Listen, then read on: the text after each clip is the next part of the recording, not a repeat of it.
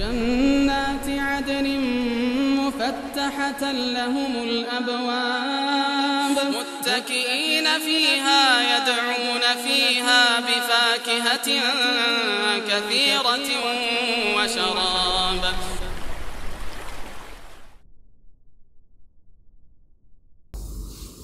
اللهم علمنا ما ينفعنا وانفعنا بما علمتنا إنك أنت العليم الحكيم. Baik, kita lanjutkan kajian kitab syarah terhadap Al-Usul Ats-Tsalatsah di halaman 162. Beriman kepada kitab-kitab Allah.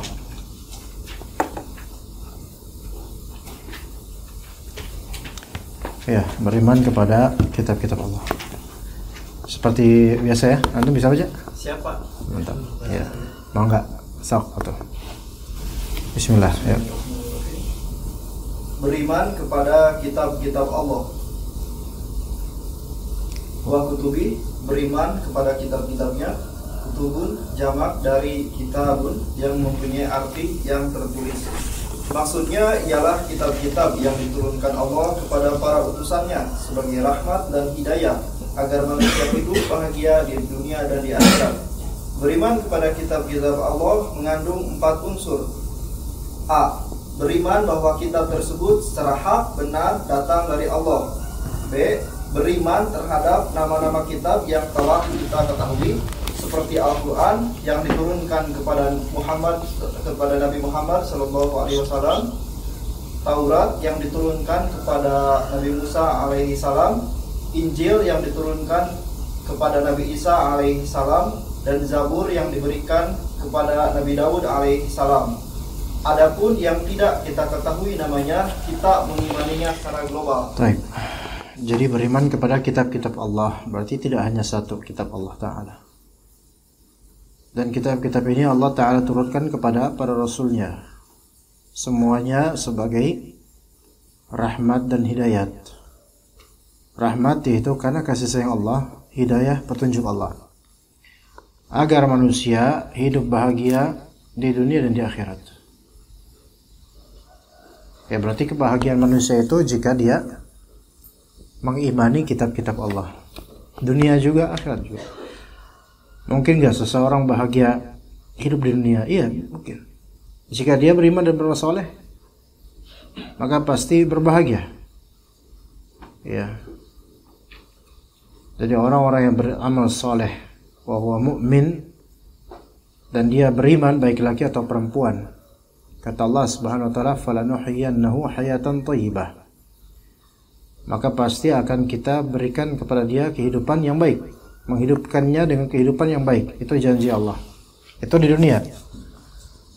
Wala najziyannahum bi ahsani ma kanu ya'malun, dan kami akan mengganjari mereka sebaik-baik apa yang mereka lakukan.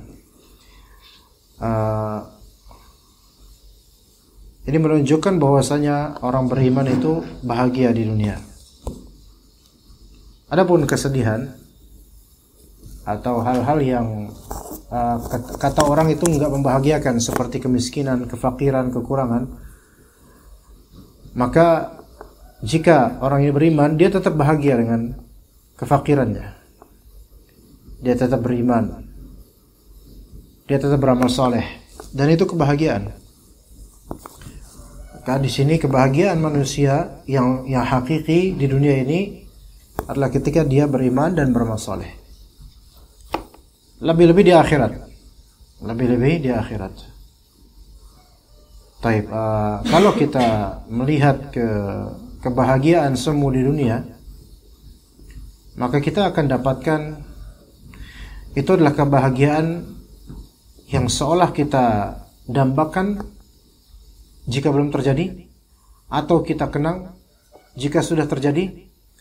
Dan ketika kita kembali ke kenangan kita, atau kita dapatkan yang kita dambakan dari dunia, maka kita akan dapatkan kehausan. Ini penting untuk dipahami. Ya. Begini, orang yang merasa tidak bahagia di dunia ini dengan materi atau dunia, ada kemungkinan dia sedang dalam dua kondisi. Salah satu dari kondisi atau dua-duanya. Imma dia sedang mengenang, imma dia sedang mendambakan. Ya.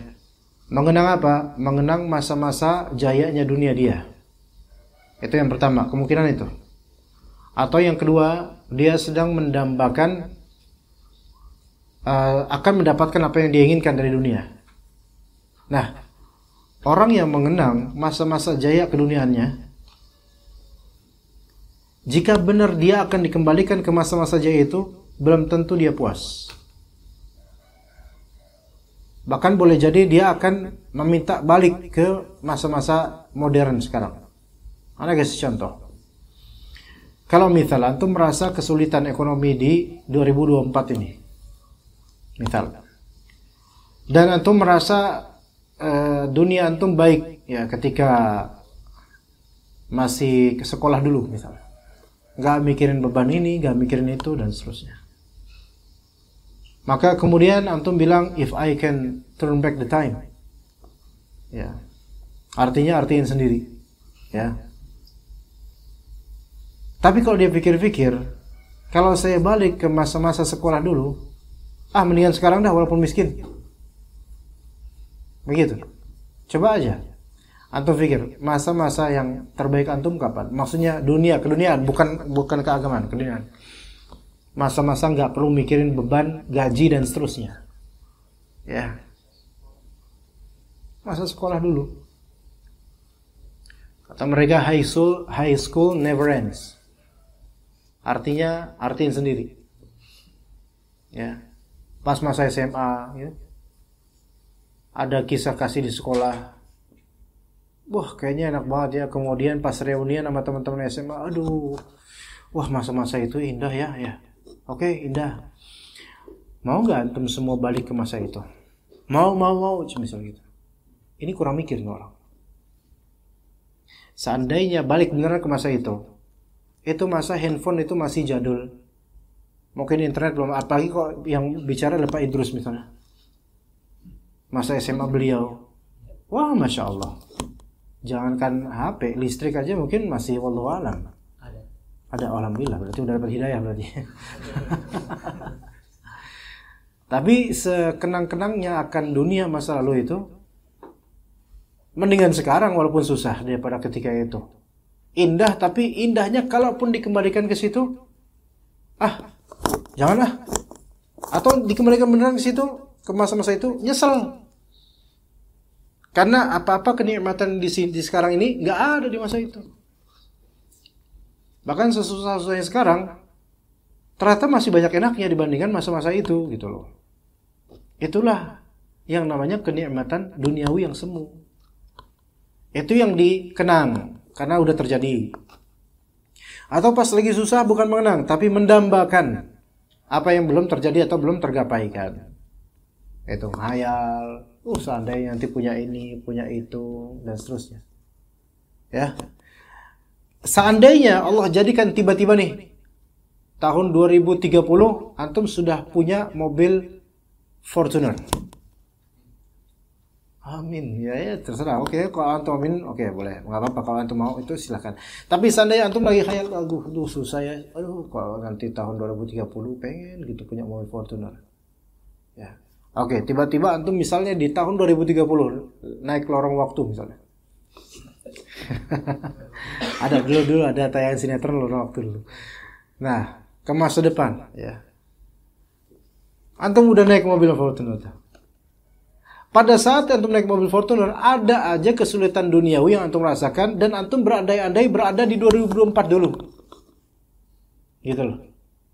Artinya senikmat-nikmat dunia yang antum punya saat ini atau kapanpun, ya ada aja tumbalnya, ada aja durinya, ada aja sulitnya.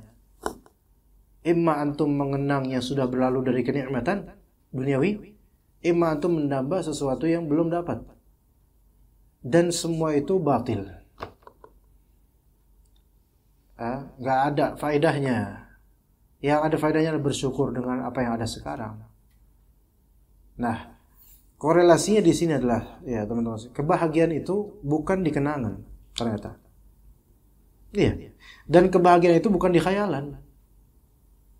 Orang yang banyak mengenang itu orang yang bahagia. Orang yang banyak khayalan, apalagi kayak gitu, halu. Ya. Jadi kebahagiaan itu adalah apa yang antum syukuri sekarang, gitu. Dan itu yang diajarkan dalam Al-Quran. Kalaupun dalam Al-Quran ada kenangan-kenangan masa lalu, yaitu sejarah para nabi, itu untuk belajar, bukan untuk kita pengen ke zaman Firaun. Nggak bakal. Antum dikejar-kejar. Orang Firaun kan orang Mesir. Kalau orang Mesir aman lah. Terus Bani Israel kan mukanya beda sama orang Mesir. Itu yang jadi buronan. Lah antum muka Jawa. Bingung Firaun ini orang mana nih? Ya. Ya gitu. Dan dalam Al-Quran juga ada tentang masa depan. Hari kiamat. Dan seterusnya dari kisah-kisah tentang masa depan. Tentang keniscayaan manusia nanti. Kematian, kiamat, dan seterusnya. Antum gak bisa hanya berkhayal doang. Tujuannya pengabaran ini adalah apa? Supaya berbekal gitu sekarang. Jadi sekarang gitu loh. Yang harus kita hadapi. Ini yang menjadi ajaran dalam Al-Quran. Ini yang menjadi ajaran dalam Al-Quran. Ya. Nah, mari kita beriman kepada kitab-kitab Allah dengan 4 unsur. Pertama, kita imani, yakini bahwasanya kitab tersebut secara hak benar datang dari Allah, yaitu kitab-kitab yang munazzal, yaitu kitab samawi, Al-Quran, kemudian Taurat, Injil, Zabur, Injil. Itu namanya kitab samawi namanya. Samawi dari kata sama itu langit, yaitu kitab yang diturunkan dari langit. Itu maknanya kitab samawi. Begitu juga dengan sebutan agama samawi. Agama samawi yaitu Islam. Yahudi sebenarnya bukan agama. Sebenarnya Yahudi itu udah agama samawi yang diselewengkan. Kristen, Nasrani agama Islam yang diselewengkan. Itu agama samawi. Tapi kalau mau kembali ke uruf kita disebutnya agama samawi, yaitu agama Islam, Yahudi, Nasrani. Itu agama samawi namanya. Ya. B. Beriman terhadap nama-nama kitab yang telah diketahui ke Al-Quran dengan segala namanya. Jadi yang kita imani Al-Quran dengan nama-namanya. Tapi yang wajib diimani nama Al-Qurannya. Adapun nama-nama lain dari Al-Quran, Kitabullah, itu juga wajib kita imani sebagai itu, Kitabullah. Ya, dan juga sifat-sifatnya. Al-Karim, Al-Aziz, Kitabullah Al-Aziz, Al-Quran Al-Azim, dan seterusnya. Maka itu kita imani sesuai sifat dari Al-Quran itu. Taurat kita imani, turun kepada Nabi Musa AS. Tetapi kita imani Taurat sebagai Kitabullah. Adapun isinya yang sekarang itu jangankan kita imani, kita baca aja nggak boleh sebenarnya, karena udah terdistorsikan, tercampuri dengan kepentingan-kepentingan dan perubahan. Injil juga begitu, Zabur juga begitu. Adapun yang tidak kita ketahui namanya, kita mengimaninya secara apa? Secara global saja. Ya, maksudnya gimana? Ada kitab-kitab lain selain 4 ini, tapi kita imani secara global bahwasanya itu Kitabullah. Namanya kita nggak tahu, modelnya seperti apa kita nggak tahu, isinya apa lagi. Ya, tapi kemudian yang C, silakan, Fadhal. C.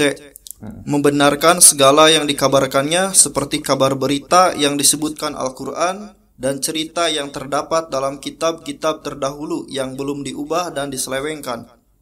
Ya. D. Yang C dulu.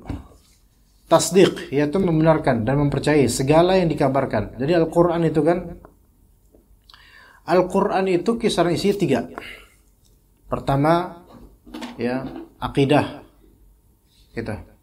Kedua, hukum. Ketiga, kisah. Itu Al-Quran. Al-Quran itu 3 tema dalam Al-Quran. Imma akidah, atau hukum fikih, hukum tayamum, wudu, dan seterusnya. Atau apa? Kisah. Khabar, kisah, ya. Khabar atau kisah. Itu aja. Globalnya itu. Ya, tidak keluar dari itu. Nah, apa yang merupakan akidah kita benarkan, apa yang merupakan khabar dan kisah kita benarkan, kita setujui, kita yakini kebenarannya. Ya, kabar berita yang disebutkan dalam Al-Quran dan cerita yang terdapat dalam kitab-kitab terdahulu yang belum diubah dan diselewengkan, itu kita benarkan dalam Al-Quran. Dan juga kitab-kitab samawi terdahulu, Taurat, Zabur, Injil, kita secara global aja. Ya. Tapi apa yang ada sekarang, ya enggak kita imani dari kisah-kisah itu, ya enggak. Ya, agak atas kita imani, bahkan jangan baca. Tapi sebelum diselewengkan, sebelum diubah, maka kita imani bahwa saya itu sahih. Waalaikumsalam warahmatullahi wabarakatuh. Walaupun kabar tersebut mungkin kurang masuk akal, tapi valid itu Al-Quran, maka kita wajib mengimani dan membenarkannya. Nabi Yunus alaihissalam itu masuk ke tubuh ikan paus atau ikan besar, ya, hud, ya. Dan itu di luar logika. Kalau misalnya, ya ini kan namanya mendekati kematian, atau nggak ada orang yang selamat dari situ, ya. Nggak ada orang yang selamat dari seperti itu. Kalau udah masuk perut ikan paus, gimana bisa? Tapi Allah subhanahu wa ta'ala dengan kuasanya mentakdirkan itu untuk Nabi Yunus alaihissalam sebagai ujian buat beliau alaihissalatu wassalam. Ya, syuf lihat ya, itu Rasul loh, makamnya tinggi itu, tapi ujiannya itu lebih dahsyat daripada kita.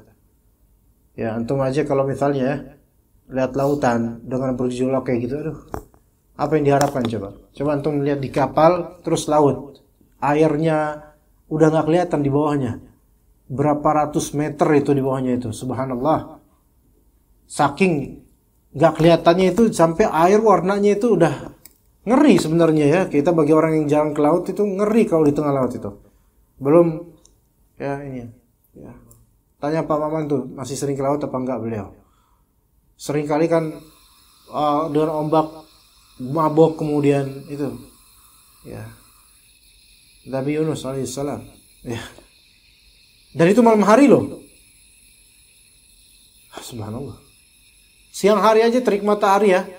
Ngeliat laut kayak gitu, kita kalau kecemplung di situ aja. Walaupun hobi berenang di sungai, berenang di sungai, di kali, di kolam renang. Ini laut bro, beda gitu kan. Malam. Seorang Rasul, Allah uji kayak gitu. Yang tadinya, kenapa sebabnya Nabi Yunus diuji seperti itu? Ada yang tahu nggak? Ini kisah dalam Al-Quran ada. Futur. Ya, karena beliau marah, mughadiban ala qaumi, beliau marah terhadap kaumnya. Kaumnya udah didakwahin dan diberikan ancaman, khawatir nanti akan ada azab. Kaumnya enggak nerima dakwahnya. Maka beliau kemudian keluar karena beliau marah sama kaumnya dan karena khawatir juga kaumnya bakal dapat azab. Namun keluarnya beliau dari kampungnya ini tanpa izin dan mandat dari Allah Subhanahu wa taala. Nah, Nabi Yunus alaihissalam menyangka, kata Allah, allan naqdiru alaih, menyangka kita tidak akan menyempitkan hidupnya. Maksudnya dikira keluar itu bebas gitu aja dan gak ada apa-apa. Ada apa-apa nanti. Jadi Nabi Yunus memutuskan dirinya keluar dari area dakwah karena kecewa dengan kaumnya. Mungkin kalau kecewa dengan kaum itu oke, itu wajar karena dakwah dikecewakan. Tetapi masalahnya beliau keluar dari kaumnya itu tanpa mandat dari Allah Subhanahu wa taala. Sehingga ke laut, kemudian beliau mau safar, pergi. Ya, naik pesawat lagi. Naik apa? Kapal biasa lagi di Jakwal zaman dulu. Ya. Nah, itu di malam hari kemudian naik. Dan ternyata barang-barang banyak, orang-orang juga banyak. Dan kapal ini kemungkinan besar akan karam atau tenggelam kalau misalnya seberat ini. Ya. Maka di antara ketetapannya adalah yuk kita undian. Undi siapa yang akan dilempar ke laut. Iya. Satu orang saja. Insya Allah satu orang ini maka kapalnya stabil. Itu Allah takdirkan gitu. Kemudian diundi. Keluar nama Nabi Yunus. Dan orang-orang tahu bahwa saya ini adalah seorang alim, seorang soleh. Orang soleh. Orang yang sering bertasbih, sering berzikir. Sampai orang-orang, wah, enggak kita ulang, enggak tega gitu. Jangan dia. Ya, jangan dia. Diulang lagi. Keluar lagi nama Nabi Yunus alaihissalam. Diulang lagi karena saking mereka tuh enggak mau Nabi Yunus yang ditenggelamkan, dilempar ke lautan di malam hari itu. Ketiga kali masih kayak gitu. Khalas ya udah, ini berarti tanda-tanda emang dari Allah ini kan. Maka akhirnya Nabi Yunus kemudian melemparkan diri ke lautan, dan setelah itu ya terjadi yang terjadi. Dilahap ikan.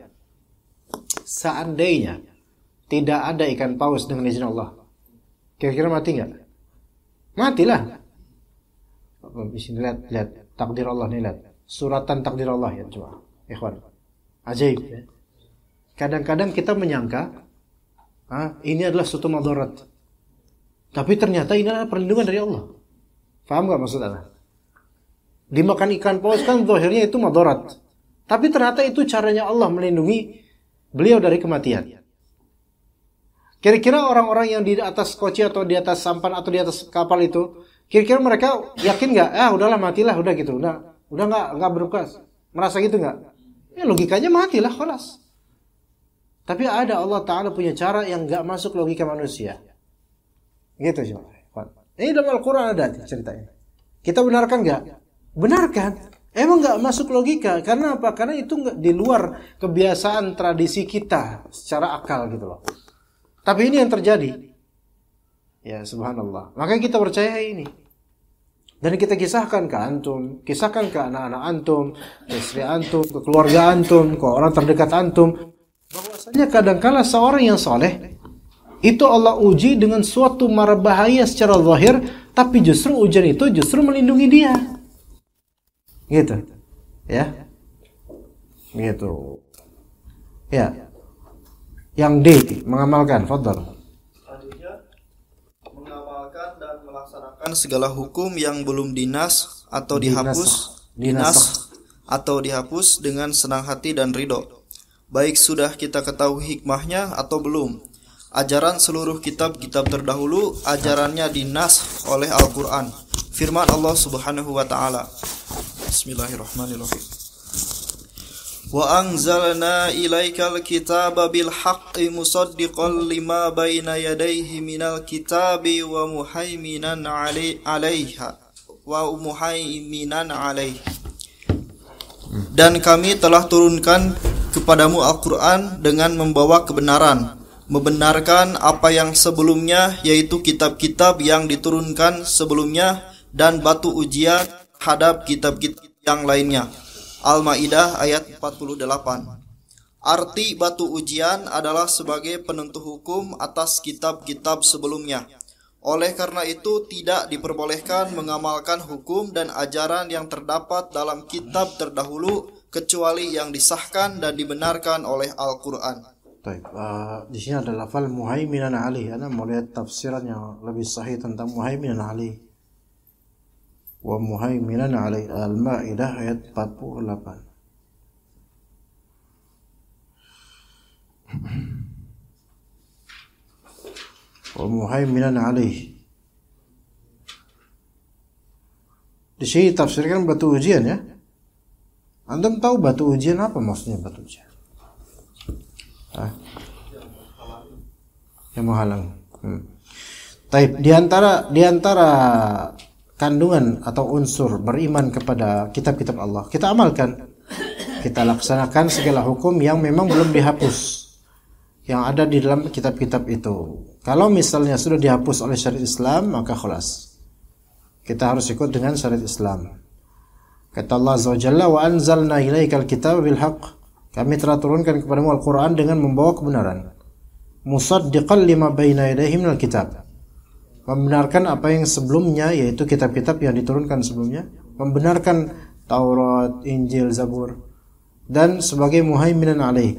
Muhaiminan alaih itu adalah mustamilan ala mastamarat alaihil kutubus sabiqah. Itu.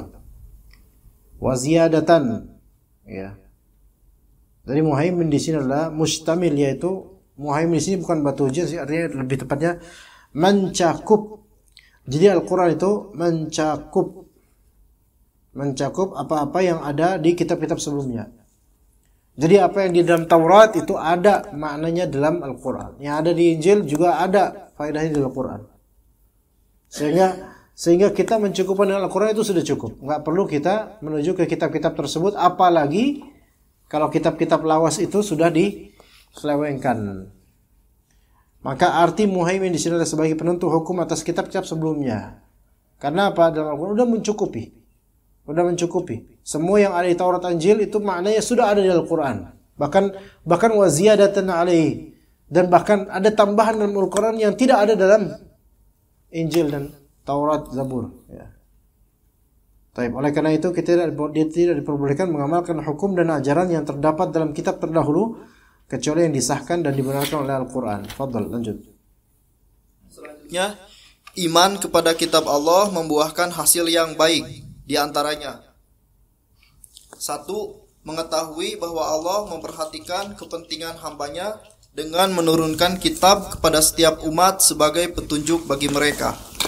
2. Mengetahui hikmah Allah dalam setiap syariatnya, yakni Allah mensyariatkan kepada setiap umat sebuah syariat yang sesuai dengan keadaan masing-masing, sebagaimana firman Allah Subhanahu wa taala. Bismillahirrahmanirrahim.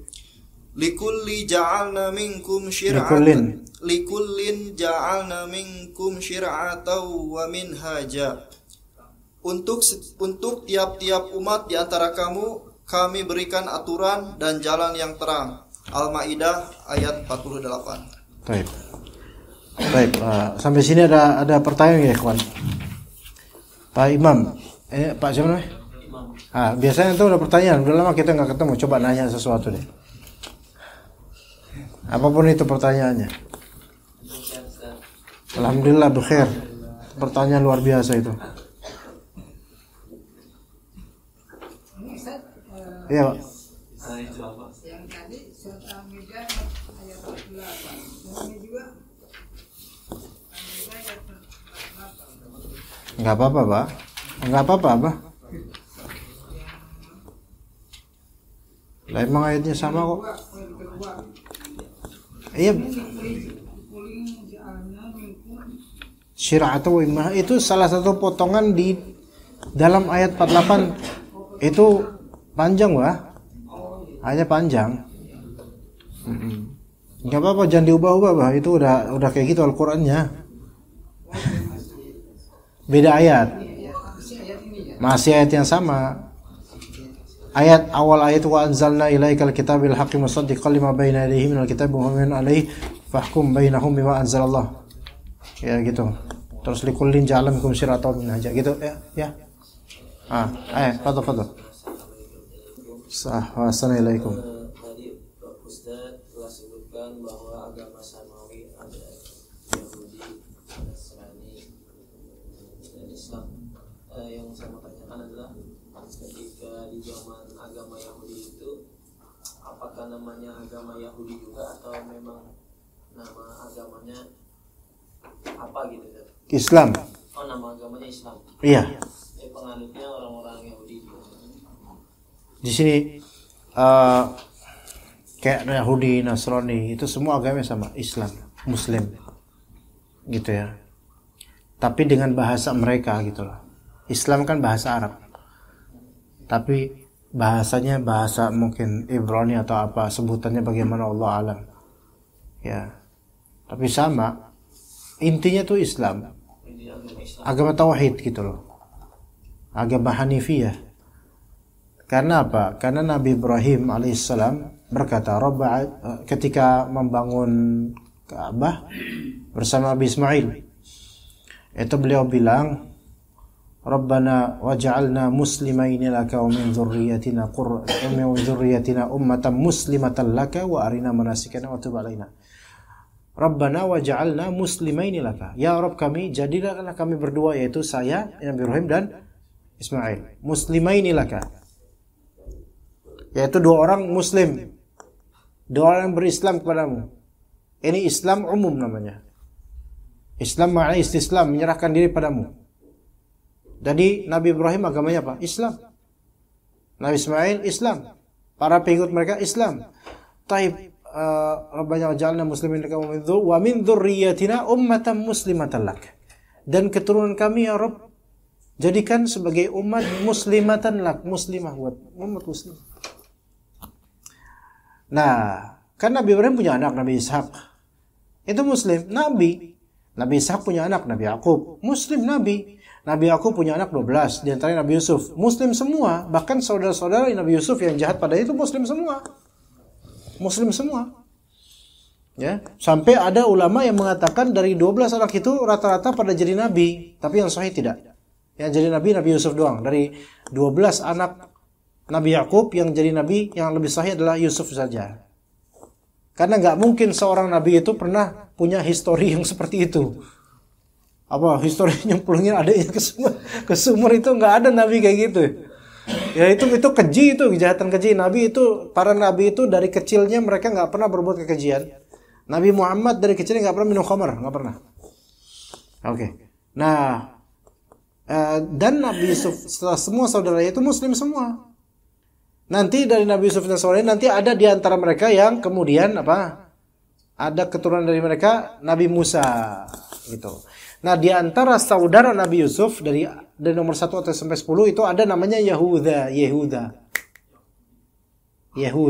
Nah, itu sebagian ulama mengatakan asal penisbatan Yahudi dari Yehuda.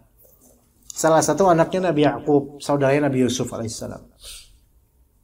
Itu satu pendapat. Pendapat kedua, Yahudi itu bahasanya dari bahasa Al-Qur'an juga, maksudnya dari bahasa, yaitu kata mereka ketika orang-orang Bani Israel itu taubat. Bani Israel kan anaknya Nabi Yakub. Bani itu artinya keturunan, banin.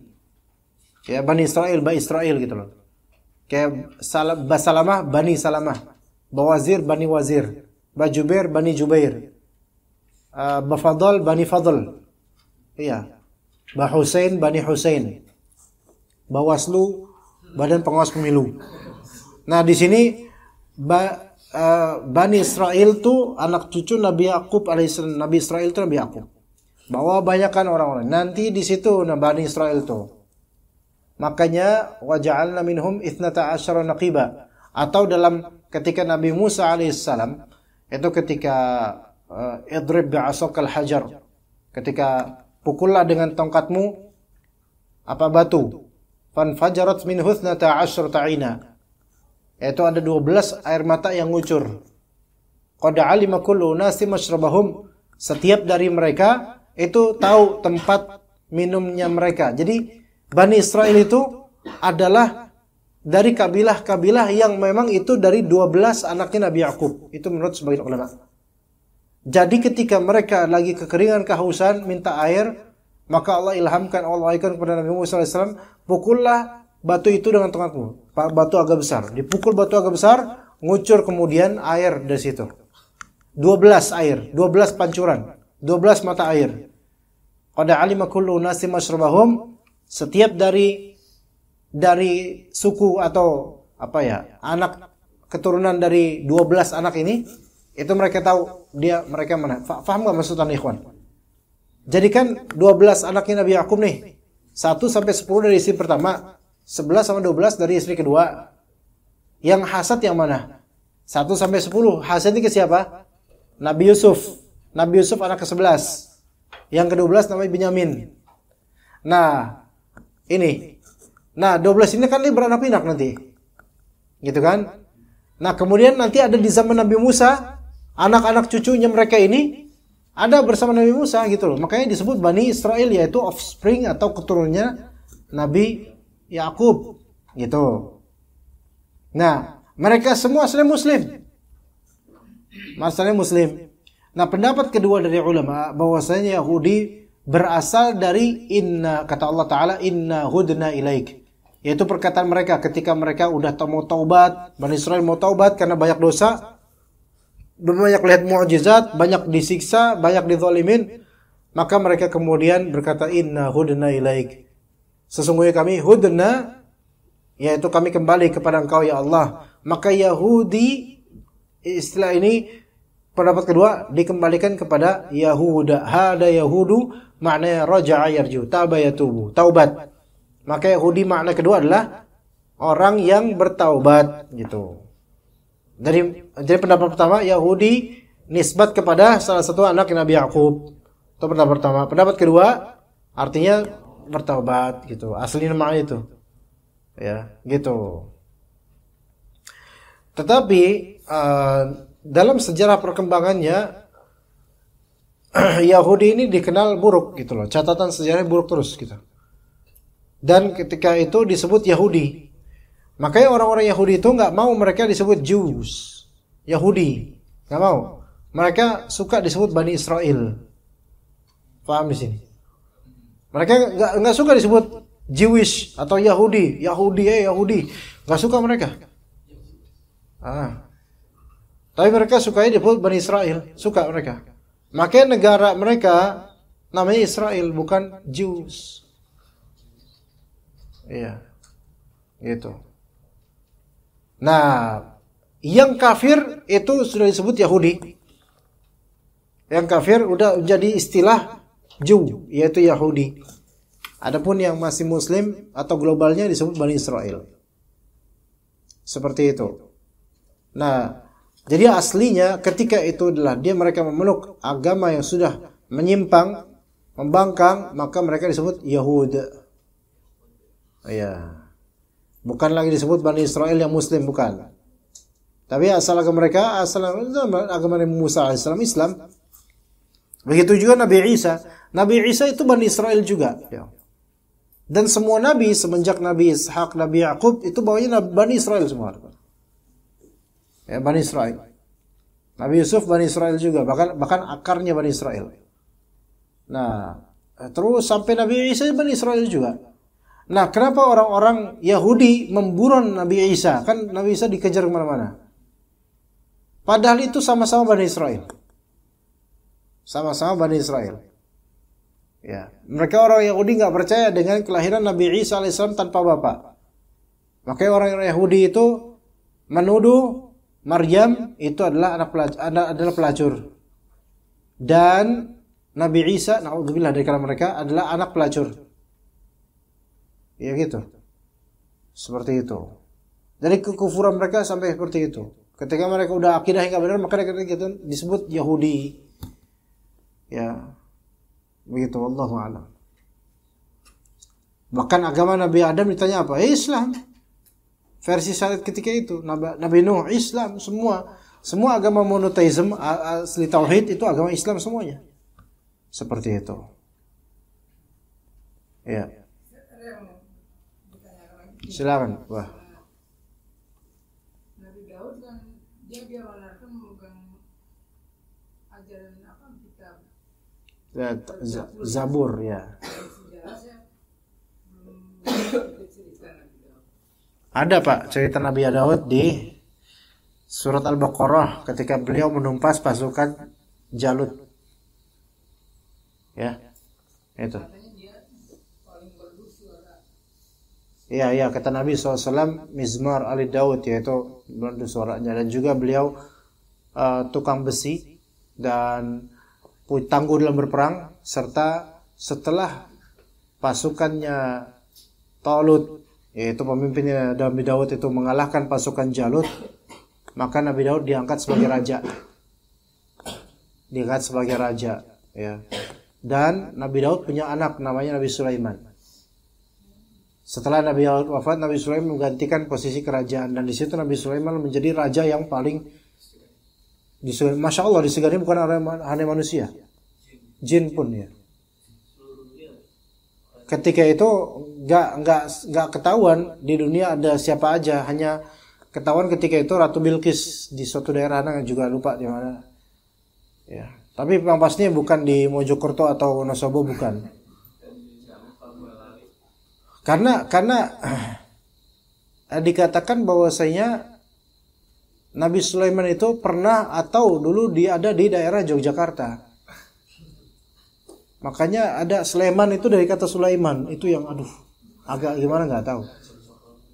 Iya, terus Palestina ada di daerah Pati, Demak, itu ada Kudus.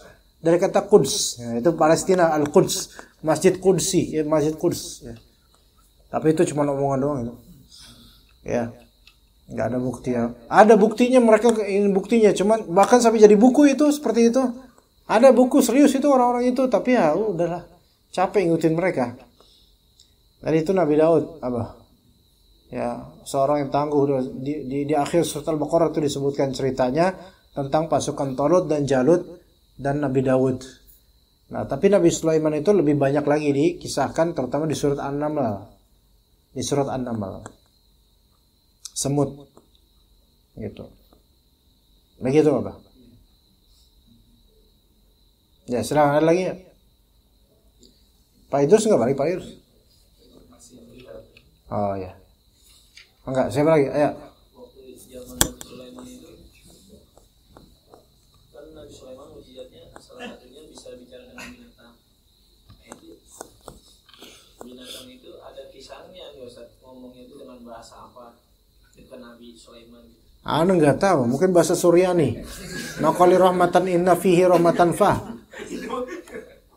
Ayo. Oh, enggak ada keterangan itu bahasanya itu bahasa Arab atau bahasa Enggak tahu. Kisi-kisi pikir enggak tahu. Bahasa Ibrani Ustaz, dari zaman Nabi Ibrahim, Pak. Abah. Udah lama, dari zaman Nabi Ibrahim udah ada bahasa Ibrani. Iya. Begitu. Apa mau Anda sebutin wiritan Mama Gufron di sini? Hah? Udah nggak viral ya? Ya, tapi udah legenda itu. Ada lagi ikhwan, teman-teman? Zam-zam. Nama antum siapa? Kok Anda baru lihat antum? Baru. Zam-zam namanya. Lahirnya di Zam-zam Tower apa di mana? Zam-zam.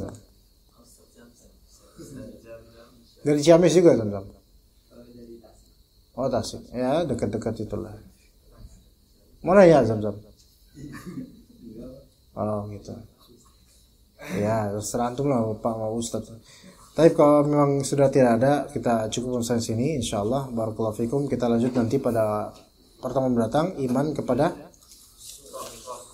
para rasul. Ya. Okay. Para rasul. Ya. Insyaallah taala. Barakallahu fikum wa sallallahu ala nabiyyina Muhammad wa ala alihi wa sahbihi ajma'in. Subhanakallahumma bihamdika asyhadu an la ilaha illa anta astaghfiruka wa atubu ilaik. Assalamualaikum warahmatullahi wabarakatuh. Waalaikumsalam warahmatullahi wabarakatuh.